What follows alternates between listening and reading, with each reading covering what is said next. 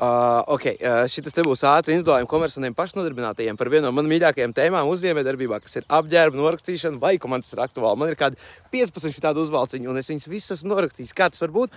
Tāpēc, ka katrs uzvalks tiek nopirkts un norakstīts konkrētam pasākumam, vietai, laikam. Katru reizi, kad Toms piešuja uzvalciņu vai iešuja viņā speciāli kabatiņu, par ko tev nekas nav jāzina, tad tajā brīdī arī tie ir man uzņēmuma izdevumi. Un, ja man vajag ķīmisko tīrītavu, arī tie ir man izdevumi. Un iedomājies tikai, cik daudz naudiņu savācās šitā te gada skalā, bet gada griezumā, un tad es to naudiņu, man viņa nav jāmaksā par viņu ienākumu nodokļus, jo tie nav man ienākumi, tie ir man izdevumi, un tas arī ir gandrīz tas, cik daudz es no tā visu saprotu, bet skaties, kā es to daru.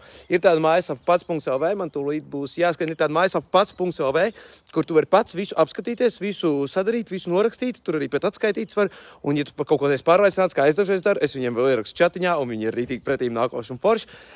Tā ir vienkārši informācija, kas varbūt tev noder, varbūt tev tas palīdz, varbūt tu zini kādu, kam tas palīdz. Man tagad gan ir jāskrien, bet es ceru, ka tu apskatīsies, un lai tev tur viss forši, un mums abiem pilns kabatiņas un naudiņu. Viss, čau.